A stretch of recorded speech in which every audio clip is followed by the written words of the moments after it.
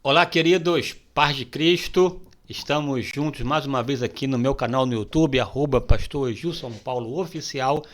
Está aí na sua tela. Meu contato 21 98477 8523, que também inclusive é o meu Pix, para que você possa aqui investir no canal, abençoar a minha vida e crescermos juntos para a glória de Deus. Aqui, em rápidas palavras, esse é o segundo vídeo, a segunda parte sobre as ordenanças da igreja, que tem a ver com a lição da editora Central Gospel, Pilares da Teologia Prática, e nessa lição, a de número 11, estamos tratando sobre as ordenanças da igreja. No vídeo 1, eu tratei sobre o batismo, inclusive te aconselho você voltar lá, assistir a parte 1 e depois vir para cá assistir a parte 2.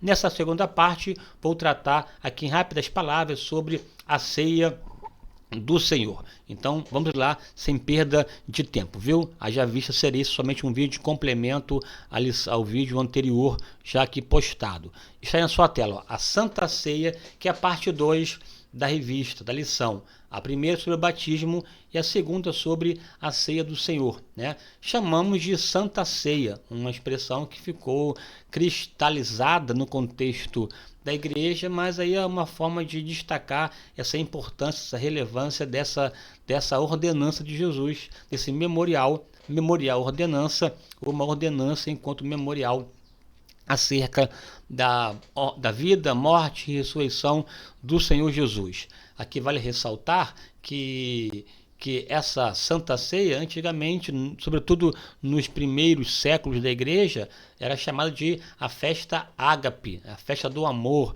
em que se fazia de verdade uma cerimônia, melhor, uma refeição de comunhão, né, com os irmãos, porque ela tem esse tom muito forte da comunhão com Deus, comunhão com o Espírito Santo, comunhão uns com os outros, e se fazia uma grande ceia, uma grande festa, uma festa ágape, e que infelizmente, inclusive no contexto da carta aos Coríntios, quem não trabalhava, que tinha uma vida financeira melhor, chegava mais cedo na ceia e comia sem esperar uns pelos outros, né? E quando aquele que se atrasava por outro motivo qualquer, seja por uma questão financeira ou de trabalho ou de demanda, ao chegar não tinha mais nada, e Paulo, poxa, olha só, não é assim, aqui é uma festa de amor, então é importante esperar uns pelos outros, porque senão assim acaba atropelando o sentido real da ceia, que tem a ver com comunhão. É preciso participar dela com dignidade, dignamente, e não com essa cisão, separação, porque o tom dela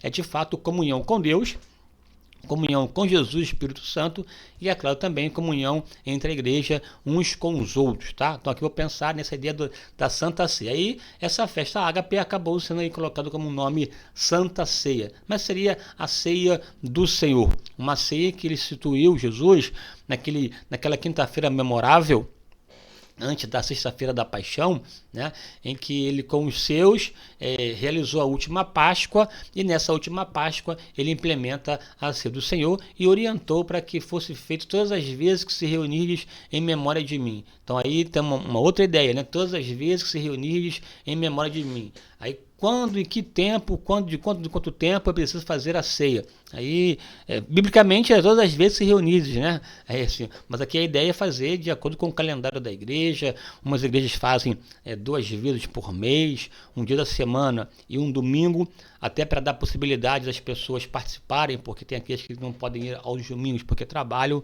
enfim.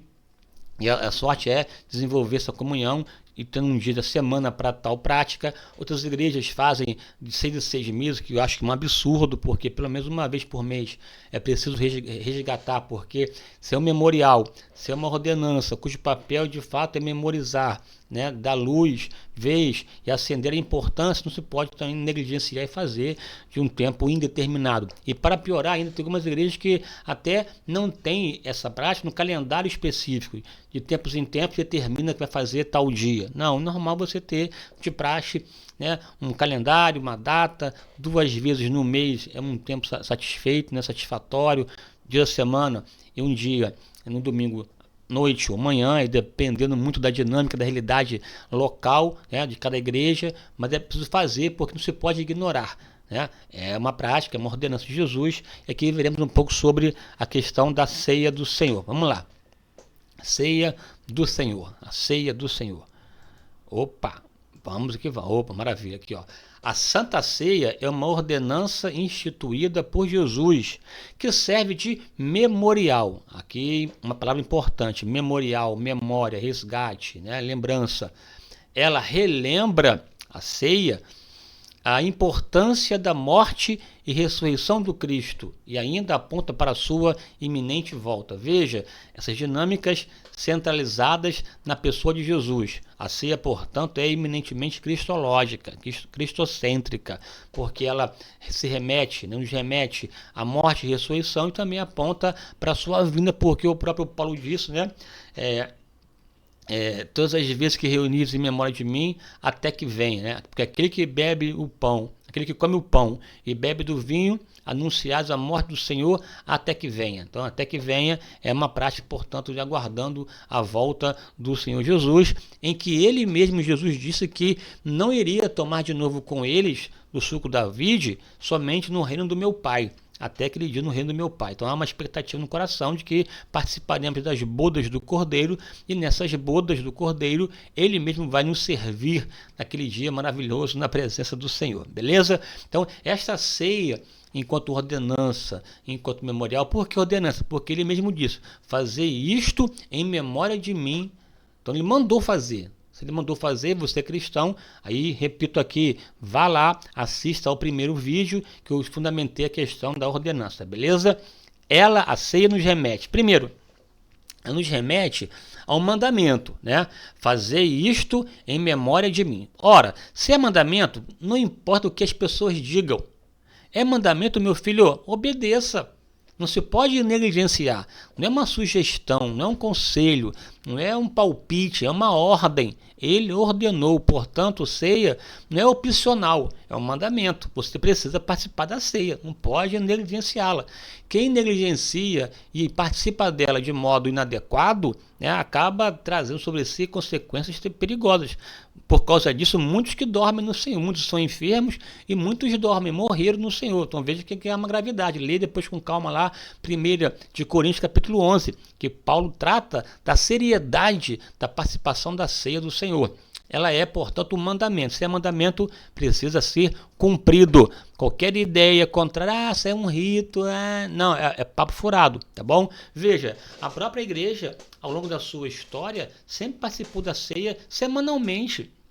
Você pode ver que na católica, essa ceia é substituída pela Eucaristia. Né? A Eucaristia, que tem até uma ideia assim, equivocada, porque eles pensam na tal transubstanciação, em que o vinho e o pão se transformam no sangue e no corpo de Jesus, e aí não é a ideia que nós comungamos, nós protestantes comungamos, a maioria com a ideia de fato, né, do memorial, porque ele representa a ideia do símbolo, ou na consubstanciação, seria o pão e o vinho presentes, né, normal com as suas substâncias, e juntamente com o pão e o vinho, há a presença, a substância de Jesus, né? Aí tem a ver com a ideia dessa consubstanciação, mas boa parte dos evangélicos acredita na ideia do simbolismo. Ali o pão e o vinho permanece pão e vinho, mas que eles nos remetem, nos fazem lembrar, enquanto memorial, da pessoa de Jesus. Não tem a ver com comer o corpo nem beber o sangue literal de Jesus. Então não tem a ver com o aspecto literal, mas sim simbólico. Todavia, por mais que se tenha uma ideia simbólica, isso é fato, assim como ele disse, eu sou a porta, eu sou o pão, eu sou o caminho, a ideia de uma metáfora comparativa, remetendo à importância do pão, do vinho, da porta, do caminho e tudo mais, portanto não é literal. Ele não se pode negar que nesse rito, nessa cerimônia da ceia, ele está presente, a sua presença é inquestionável.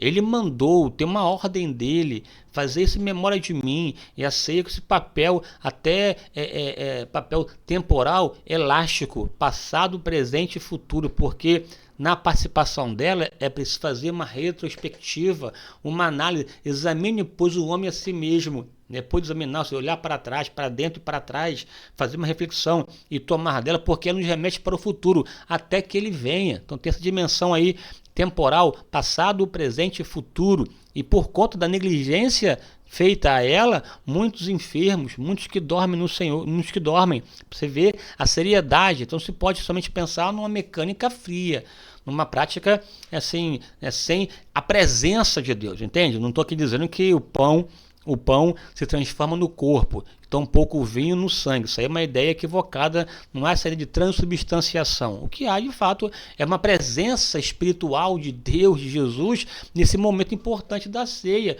porque esta ceia, enquanto memorial, tem um significado importante, porque ela aponta para o coração da fé cristã, que é a morte e ressurreição de Jesus.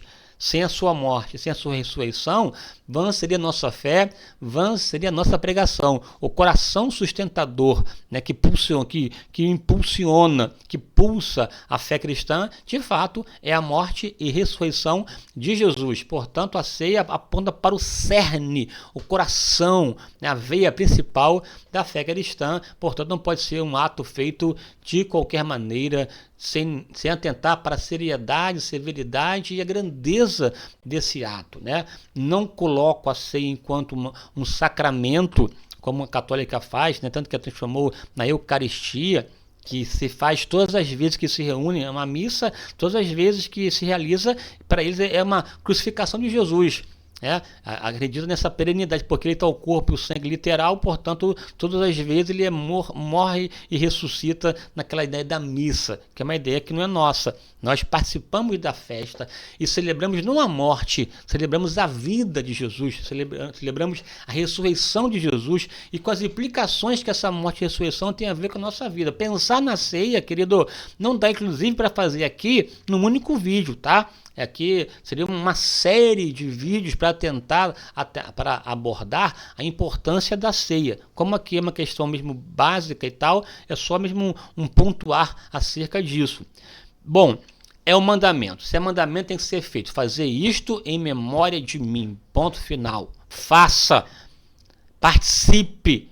Tenha como seriedade, relevância, porque faz parte da vida comunitária, faz parte da declaração pública de que temos comunhão com Deus, é a nossa vida espiritual que está em jogo, porque igreja tem a ver com comunidade, não comuna de comunismo, mas comuna de comunidade, de comunhão, de koinonia, de família, de lavoura, de corpo, de membros, de fraternidade, né? Essa vida a vida junto, não vida dilacerada, separada. Igreja é coletividade, igreja é corpo.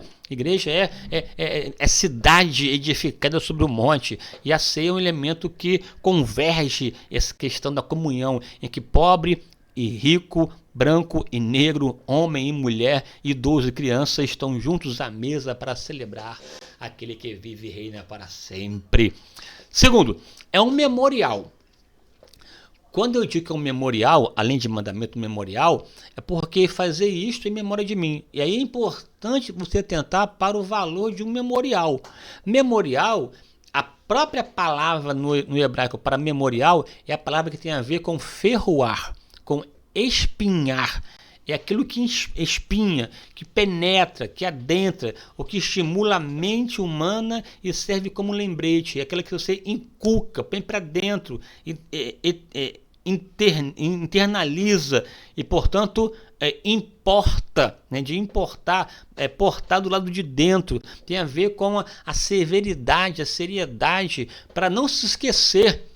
Ao colocar como memorial, se lembre, relembre, não esqueça. E para não esquecer, somente o que é importante. Vou discutir aqui o valor e a importância de um memorial. E a Bíblia Sagrada está repleta de memoriais. É uma Bíblia que é um livro que suscita a importância de você não esquecer de determinadas questões fundamentais, não só esquecer, relembrar recorrentemente e até traduzir como traductio, como uma tradição, passar de geração para geração, porque memorial tem a ver com a geração que virá. Portanto, não se pode esquecer. Tudo aquilo que na Bíblia é colocado como memorial é por conta de ser uma questão importante e não se pode esquecer e tem que perpassar aos outros. Veja alguns exemplos na Bíblia de memorial, ou de memoriais. A Páscoa é um memorial. As 12 pedras do Jordão, nos dias de Josué, também memorial. As 12 pedras na estola sacerdotal, né, também memorial. Os pés de Jesus pela mulher pecadora que foi lavado serve como memorial, tá no texto lá.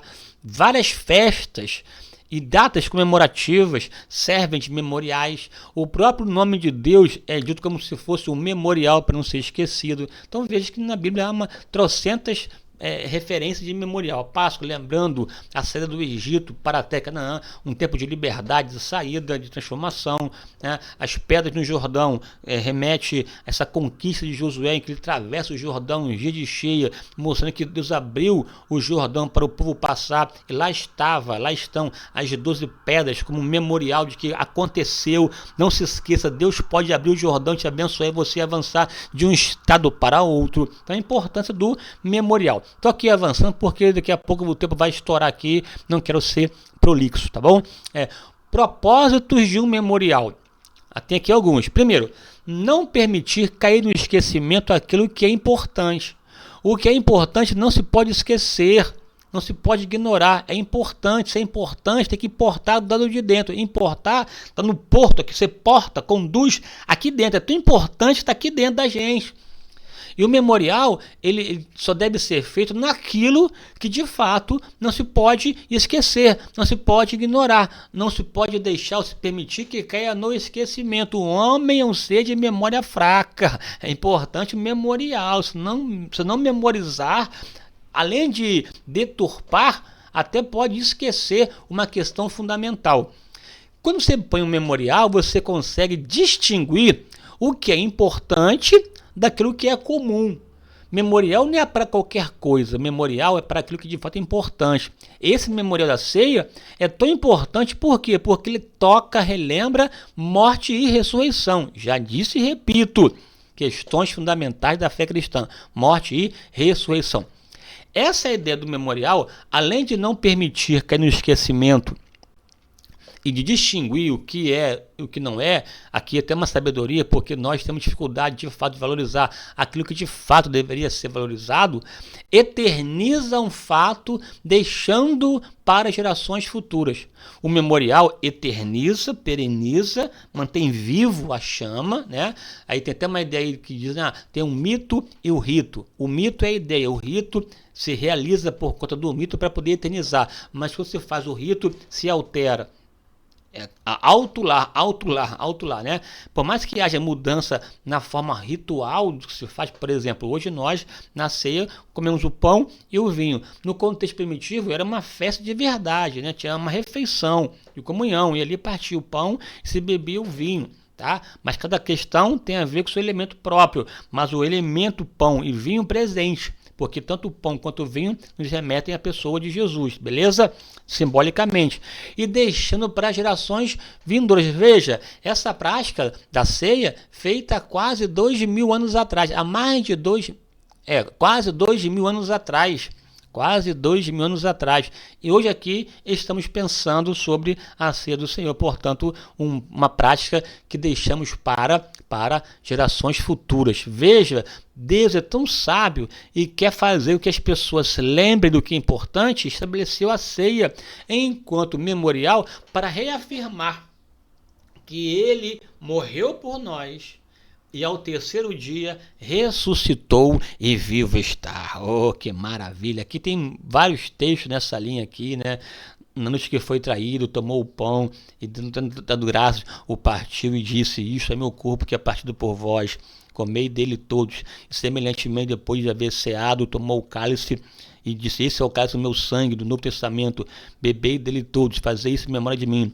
E todas as vezes que comer desse pão e beber desse cálice, anunciais a morte do Senhor até que venha. Oh, que glória a Deus! Aqui, né?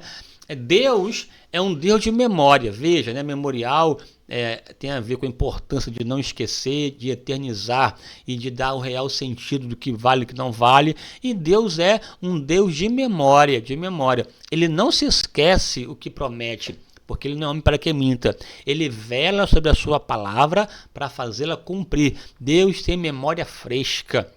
A memória de Deus é latente. Esse velar de Deus é aquela ideia de observar a miúdo para perceber se a palavra liberada está cumprindo o propósito para o qual ela fora liberada. Caso haja alguma coisa que tente impedir, ele intervém e opera, porque ele vela sobre a sua palavra para fazê-la cumprir. É um Deus de memória. Ele não esquece de nós. Ele lembrou o Senhor Deus de Noé, ele lembrou o Deus de Ana, mulher de Eucana. Esse lembrar aqui tem a ver com, chegou o tempo de abençoar, chegou o tempo de operar. Deus interveio, operou. Um lembrar tem a ver com essa ideia de que é a descrição do momento em que Deus decidiu operar. E ao se lembrar, eu atentar. E atentou Deus para Noé, atentou Deus para Ana, porque Deus não se esquece. As nossas ações estão como um memorial diante de Deus. Até as nossas ofertas, diz a Bíblia, lá no Salmo, que estão como um memorial diante dele. E na adversidade você até pode clamar a Deus por conta das suas ofertas entregues na presença do Senhor. Ele não esquece o que fazemos para ele. E o anjo lhe disse ao Cornélio: as tuas orações e as tuas esmolas subiram para a memória diante de Deus. Diante de as ofertas, a vida de Cornélio estava diante de Deus como um memorial. Deus lembra da sua história, lembra de você, tá bom? Aqui, então, e o que a ceia nos faz lembrar? Aqui, bem rapidamente, o que a ceia nos faz lembrar? Ela nos faz lembrar de quem éramos e quem somos. Quem nós éramos antes de termos um encontro com Jesus? Aí, repito, vá lá, assista o vídeo 1, tá bom? Quem nós éramos antes de aceitarmos a Jesus? Éramos perdidos, pecadores, inimigos de Deus, condenados e sem perspectiva. Éramos, por natureza, filhos da ira, perdidos, sem Deus, sem paz, sem salvação. Sobre nós repousava ou estava presente a cédula que era contrária a nós. O destino do inferno era a nossa realidade, mas tivemos um encontro com Jesus. Esse Jesus que morreu e ressuscitou nos encontrou. Ao nos encontrar, transformou a nossa vida, nos transportou para o reino do Filho do seu amor. E agora, por conta da sua morte e ressurreição, nós agora somos filhos de Deus. Não somos mais inimigos de Deus, não estamos debaixo de condenação, não estamos na cegueira, não estamos debaixo do poder do diabo e do pecado. Nós somos livres para adorar aquele que vive e reina para sempre. Quem nós somos? Somos salvos em Jesus Cristo. Somos salvos em Cristo Jesus. E enquanto salvos que somos filhos de Deus. E enquanto filhos, nós somos herdeiros de Deus com Cristo. Que bênção, que maravilha. Das trevas para sentarmos agora, nas regiões celestiais em Cristo. Estamos reinando em glória com o Senhor. E somos agora, na verdade, fazemos parte desse reino sacerdotal, somos propriedades exclusivas do Senhor, templo e morada do Espírito Santo, e desfrutamos de paz perfeita com o Senhor. Sendo, pois, justificados pela fé, temos paz com Deus. A ceia nos remete a essa mudança existencial, que é o coração do Evangelho. Esse evangelho que nos salvou, porque o evangelho é poder de Deus para a salvação de todo aquele que nele crê, primeiro dos judeus e depois dos gregos, porque nele, no evangelho, manifesta-se a justiça de Deus de fé em fé, como está escrito: mas o justo viverá pela fé. Oh, que maravilha! Quem nós somos? Nós somos herdeiros, nós somos filhos de Deus para adoção em Cristo Jesus. A ceia nos faz lembrar, portanto, da redenção.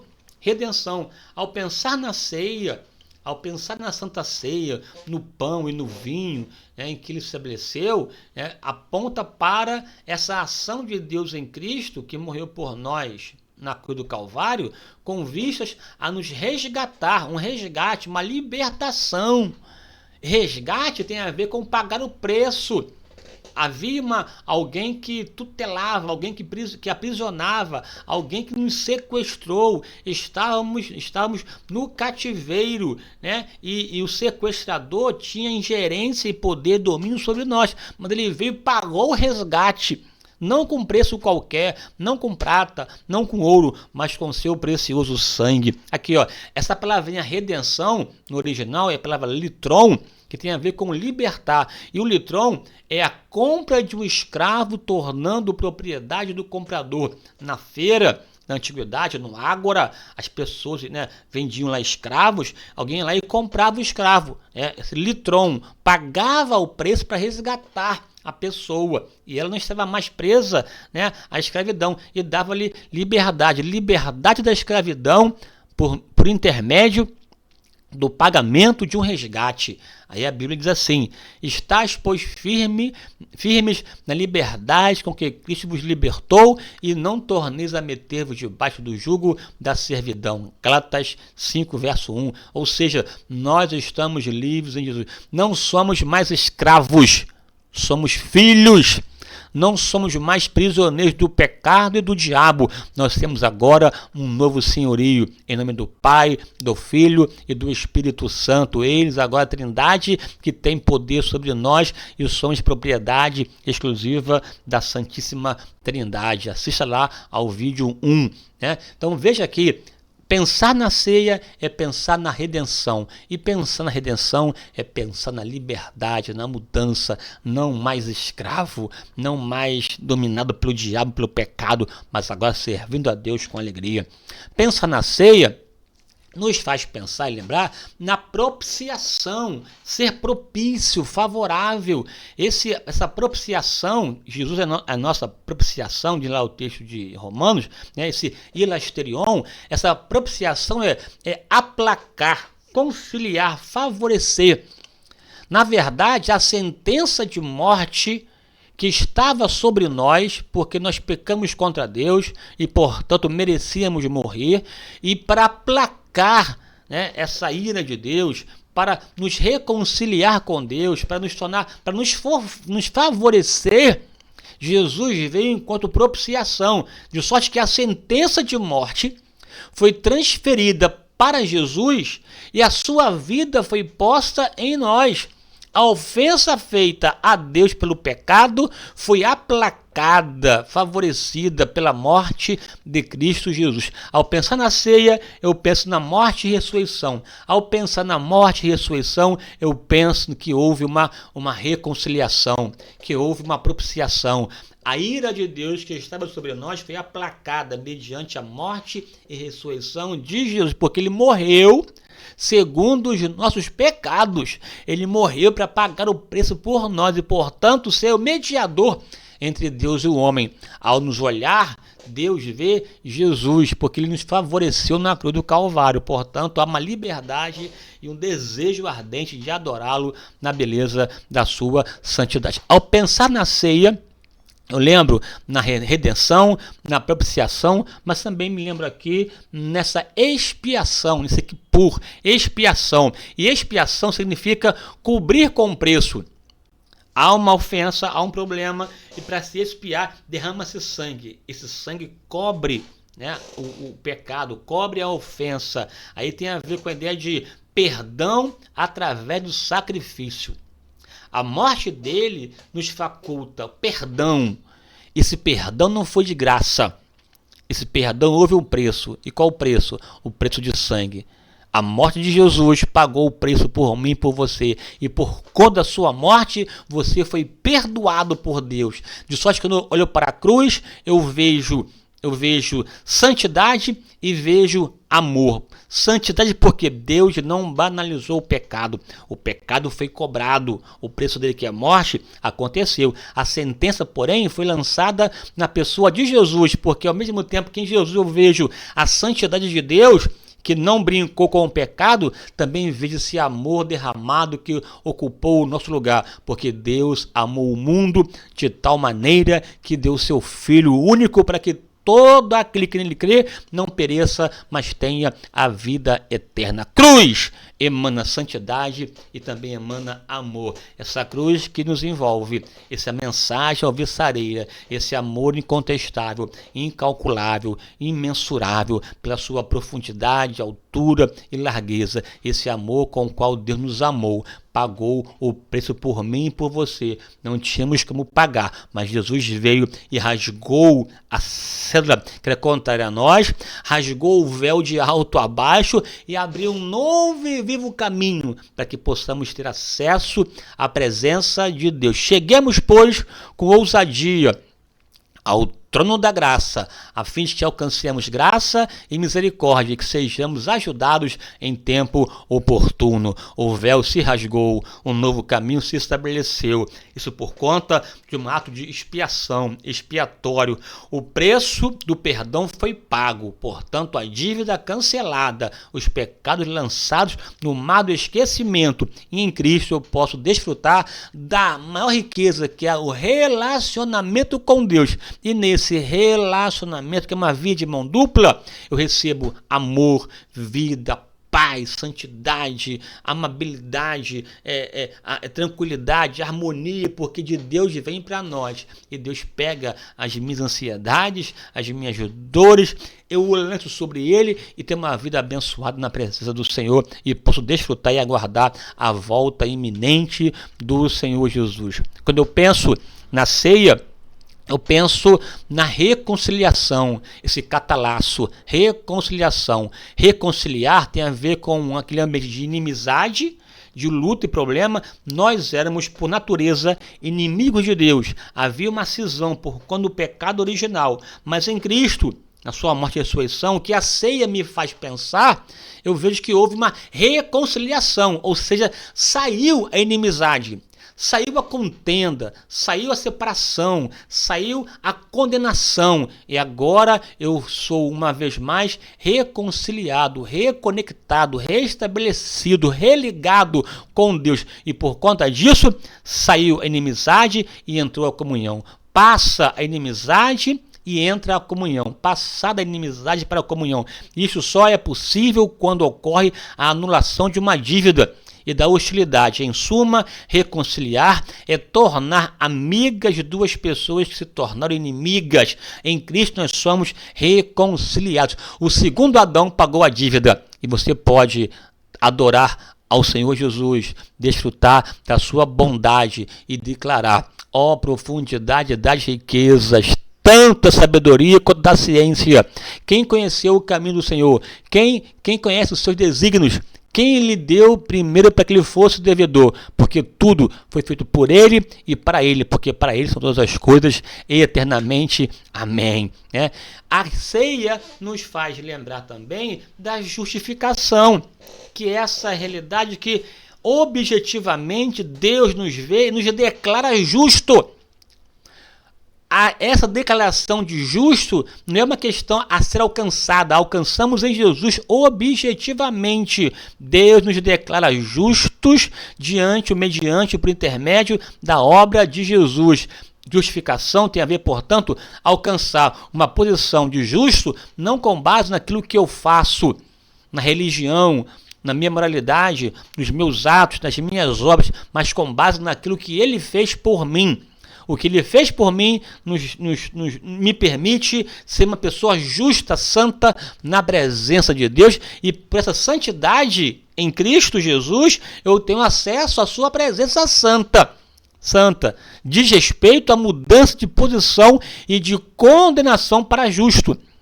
Enquanto a justificação é um ato fora de nós, porque é um ato objetivo, a reconciliação é dentro de nós, logo subjetivo. A justificação é alcançada por meio da fé. Pela fé você pode alcançar, mas o justo viverá pela fé. Oh, que maravilha! Portanto, pensar na ceia é pensar em nossa comunhão com Deus, em nossa vida com Deus, com base em tudo aquilo que ele fez, porque o Verbo se fez carne e habitou entre nós.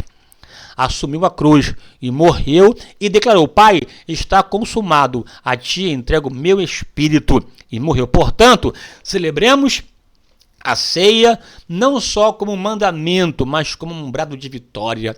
Celebremos a ceia não como um ato de esperança, pois estaremos para sempre com o Senhor. Amém. Receba, portanto, essa palavra e participe da ceia. E ao participar, participe com o coração quebrantado, com uma alma contrita, porque Deus em Cristo te recebe em nome do Senhor. Amém. Deus te abençoe, um forte abraço, fique com Deus e até a próxima.